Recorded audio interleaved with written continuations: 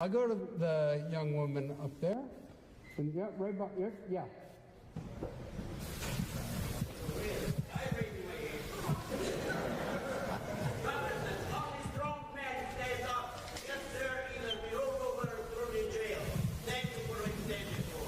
Thank you.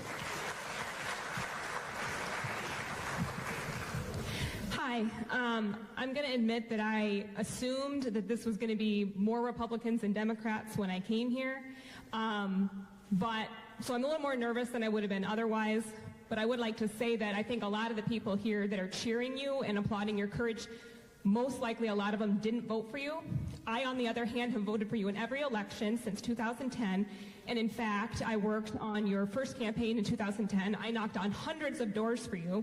I made hundreds of cold calls for you, inviting people to your events to meet you. I made tons of personal phone calls to friends to vote you in when you were running against a bunch of other people, right? That was like your hardest election versus being an incumbent, in the last time you ran. So I was there for you from the very beginning. I'm not sure how many people applauding his courage were, but I would like to say since that time, I've changed my position on you.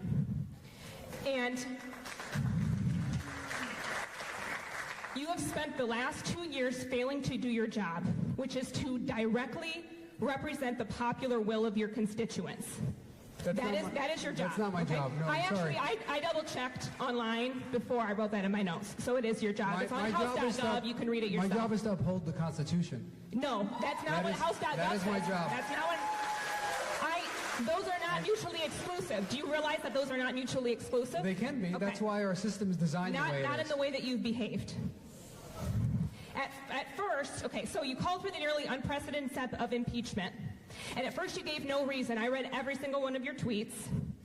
And then when you were pressed, you finally gave a reason, and you came up with things like discussions of firings that never happened, rumors of recusal reversals that never happened, nobody reversed their recusal, and then made baseless claims about obstruction of justice, which I know you discussed it before, but you have to have corrupt intent. So you have to prove that Trump knew that he was guilty of a crime and knowingly tried to obstruct justice based on that, okay? You don't have that. You don't have proof of corrupt intent. You don't. That's not what the Mueller report says. You further know that impeachment would tear this country apart if it went through when he was removed from office. It would cause a political upheaval in this country people in this generation have never seen before, possible civil war. You rest safe in the knowledge that that will not happen, that he won't be removed from office.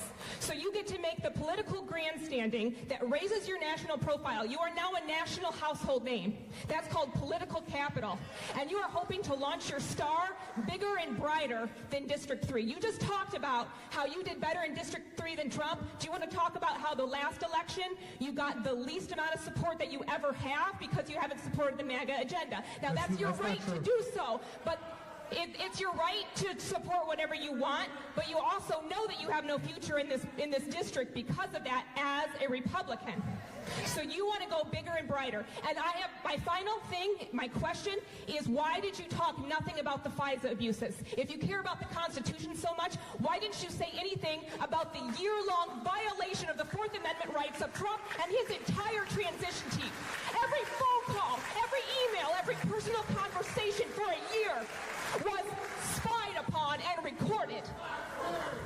And they had no knowledge. And you are laughing. You are laughing about a year-long spying on an entire team of people. Fourth Amendment's violated. And you didn't speak about it once. You didn't speak about the FISA abuses, which is currently under investigation. And you called AG Barr a liar without any proof. There was plenty of supporters on the other side. We finally got a voice on our side. First of all, about Attorney General Barr misrepresenting things deliberately, I put out a set of tweets today which make it very clear. It's not really refutable. Go ahead and find some way to refute the tweets.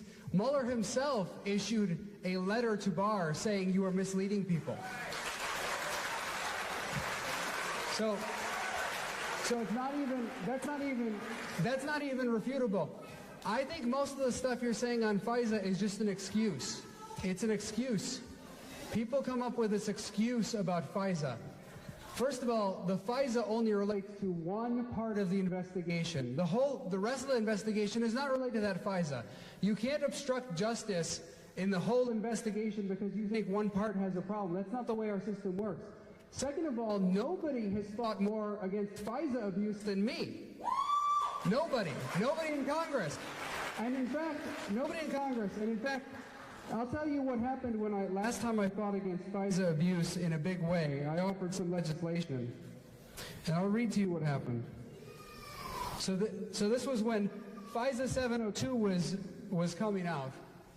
And it was up for reauthorization. And now FISA 702 is way worse than the FISA we're talking about. So this FISA that's being discussed right now, that actually requires probable cause and a warrant.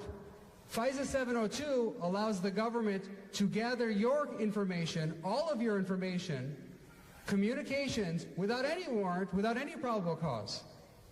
So FISA 702 is an extreme abuse of power, and the federal government has that power right now. And guess who signed it into law? President Trump. And you know what President Trump said when I offered my legislation to stop FISA 702? So I offered an amendment to the FISA 702 reauthorization to try to stop it. You know what President Trump's office said? This is a statement from the press secretary. He issued a veto threat against my amendment to stop FISA abuse. He issued a veto threat. This is what came from the press secretary. The administration strongly opposes the USA Rights Amendment, which is my amendment, to the FISA Amendments Reauthorization Act, which the House will consider tomorrow. This amendment would reestablish the walls between intelligence and law enforcement that our country knocked down following the attacks of 9/11 in order to increase information sharing and improve our national security. The administration urges the House to reject this amendment and preserve the useful role FISA's Section 702 authority plays in protecting Americans' lives. So this is what the administration put out to try to stop FISA reform. I was trying to prevent the abuse, and the administration tried to stop me. And others who are often in the news, you see Devin Nunes and others in the news, they were the ringleaders in the House of Representatives trying to ensure that this reauthorization passed, that my amendment was stopped, that the abuse continued. And then a week later, all of a sudden they turn around and say, oh, FISA's bad because it was used against the president. That is just an excuse on their part. That is an excuse. They don't support FISA reform. They are not protecting their rights. They want to protect the president, but the rest of you, forget about it. The government can spy on all of you, and they don't give one crap about it.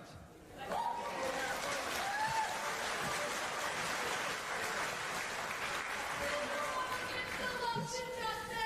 Thank you. Yeah, I'll go over here.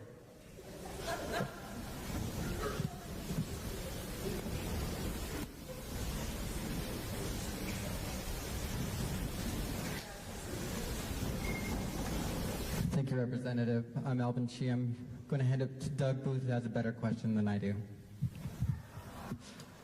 Now hold on.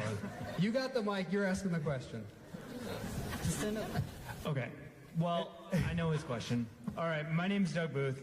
For one, I want to say thank you for having a town hall here in your district. All right, give your full disclosure, though. My full disclosure? Yeah, go ahead. I am running against Justin. So, go ahead.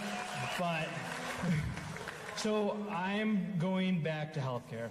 So you talk, even your slogan is empowering people, not government. And my question is, how is it empowering to take away healthcare?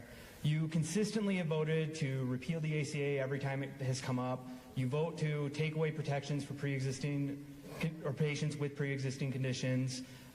Just last week, you voted against the MORE Act, which would have increased health literacy, education. I'm just curious as to how you're actually going to help specifically patients with pre-existing conditions. I mean, it's estimated that roughly a quarter of all Americans have a pre-existing condition. So how is this empowering anyone? Great. Thanks. It's a good question. So first, I think the ACA and Obamacare have serious problems. They're the same thing, but for those who don't like it called Obamacare or ACA, I'll phrase it that way. It has serious problems because what it was designed to do was to provide basically an insurance mandate. It's not health care, it's an insurance mandate. So it's designed to allow for insurance coverage for all people, and we think of that as a good thing. But what it's trying to do is take something that is not ordinarily insurable, which is a pre-existing condition, and throw it into an insurance system. And I think that's not the way to handle this. So for those with pre-existing conditions, it should be handled outside of the insurance marketplace, which means you might have a system where you provide some kind of benefits. It might be a Medicaid-style proposal, for example, to handle people with pre-existing conditions. And then you allow the marketplace to remain relatively free. Because the way Obamacare was set up, we harmed the entire marketplace. So now you have rates going up on people who don't have pre-existing conditions. So a large percentage of Americans, particularly those with young families, you know, or older children in the household still, they have serious problems being able to afford health care. And Obamacare hasn't addressed that. It hasn't fixed it. So the way to handle it, again, is to have some kind of bifurcated system. You can cover pre-existing conditions, but it should not be handled through the normal insurance marketplace. If you handle it that way, you're just going to raise insurance rates and make things more expensive for everyone. So I don't support just tinkering with Obamacare. I think that's a mistake.